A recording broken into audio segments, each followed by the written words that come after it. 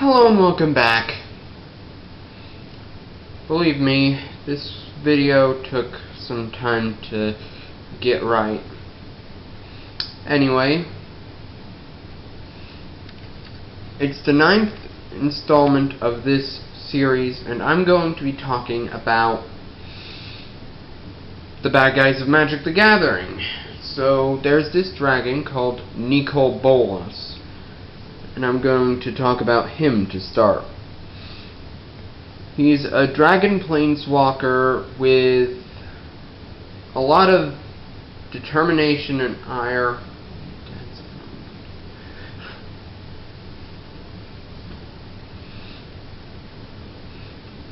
And he, in one of the Tarkir timelines, endangered the life of Eugen, and created the Crucible of the Spirit Dragon when Sarkhan Vol got involved in the events of Fate Reforged.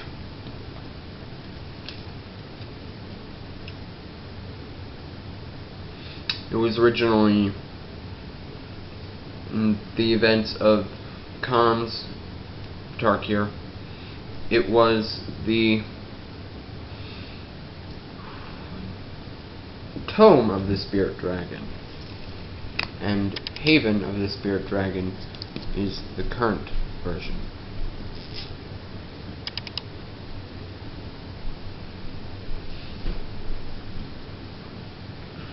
Anyway,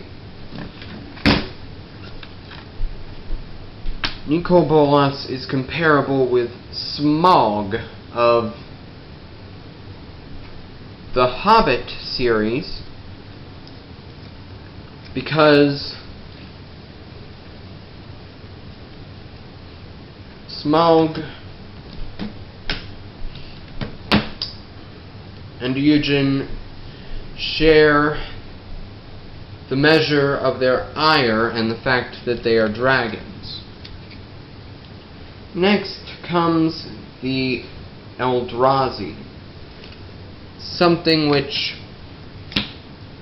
Bolas unleashed in his seeking power. The Eldrazi are aetherborn beings of death, destruction, and distortion. Or at least that's what they leave in their wake. The three titans are Emrakul, Ulamog, and Kozilek.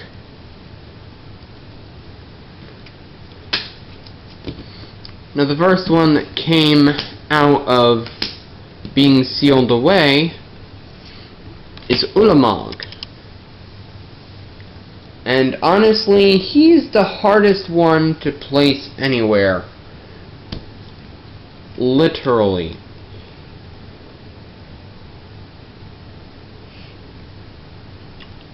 Just look at this. Look at this.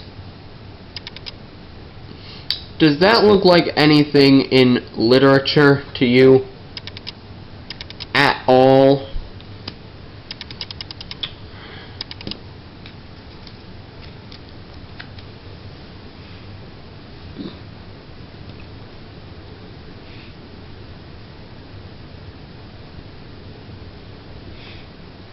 I mean, honestly. He looks like the father of the Titans in Attack on Titan. The father of those giant humanoid creatures.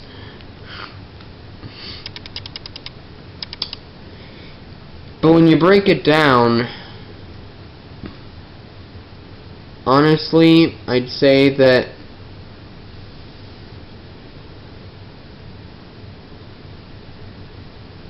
he is closest to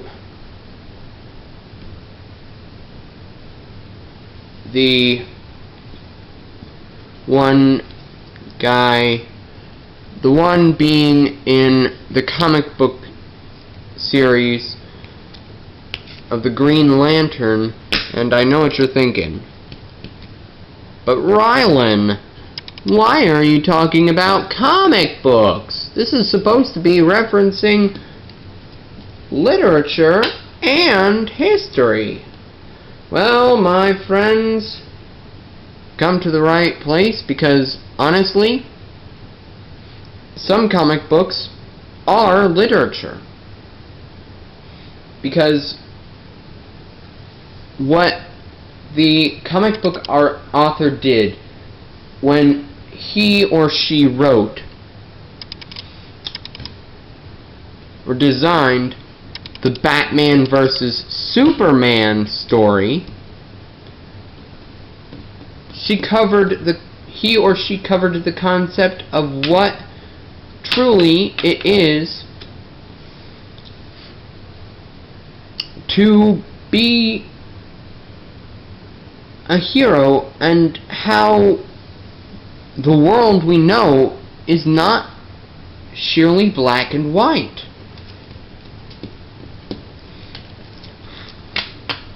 Anyway, the next one to cover is Kozilek. Now, according to the story, he was released when trying to imprison Ulamog was interrupted by a demon planeswalker known as... what's that guy's name again?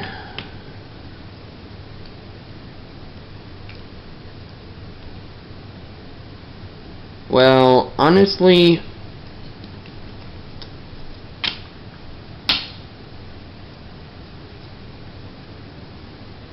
I don't need to get into that. I mean, he's a bad guy, but he's not worth covering. These are like the major baddies that I'm covering. Anyway, so Kozilek is like a distortion, a demon prince of distortion. And honestly, if you look at the cards that embody Kozilek's followers, yeesh, there's a lot of distortion there. Speaking of the Eldrazi, I forgot to mention that there are 3 Eldrazi gods, or titans, with processors, drones, and just regular Eldrazi that follow them to the destruction of worlds. And as it happens, these worlds that the Eldrazi travel to are worlds that are rich in mana, because the Eldrazi kind of feed on that, but also planes that are reaching their expiration date. And I'll cover that more with Emrakul.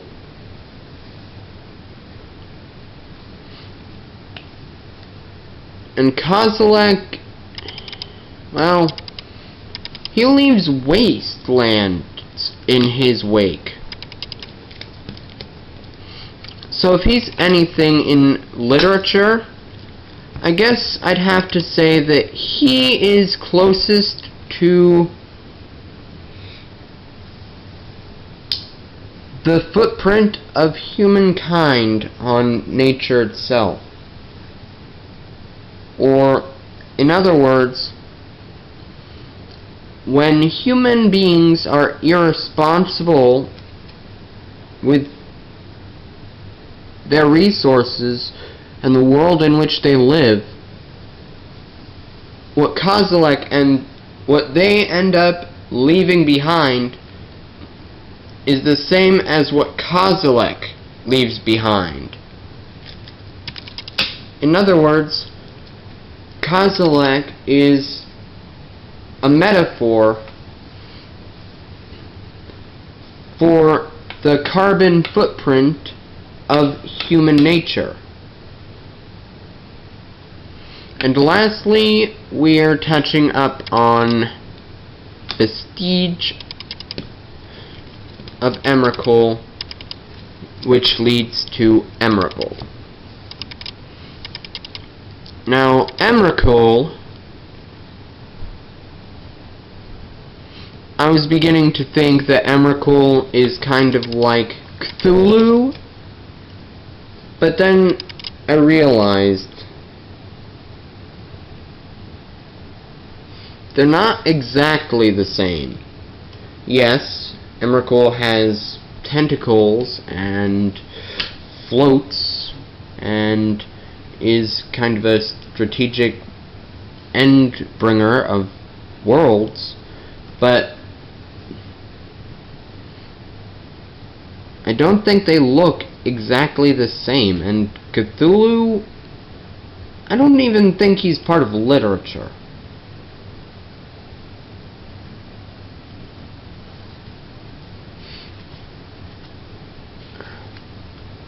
But I gotta say,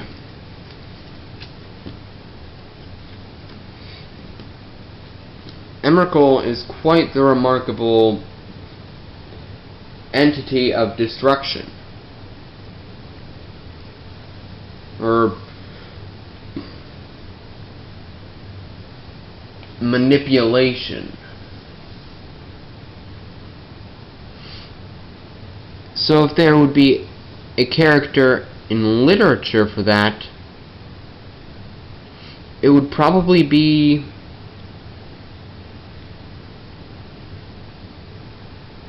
well, besides Cthulhu, I can't think of anything, but Cthulhu is probably the most well-placed idea of all.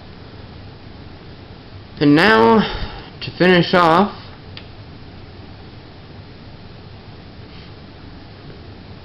we have the Phyrexians. Essentially, they are a race called the Thran who empowered themselves using metallurgy and built upon their forms to bring about a perfected race of beings. However, there are more Phyrexians in like snake creatures and other horrors. But they're all metallic. They are all artificial intelligences. And in literature, there is no artificial intelligence race, but there is something called the Terminators and Skynet in a form of literature called movies. But the reason why this is relative to literature and history and the world around us is because of artificial intelligence and the fears that come along with the idea of artificial intelligence. That what we create, if we make artificial intelligences, would be too powerful for the good of humanity, and that they would rise up and destroy us.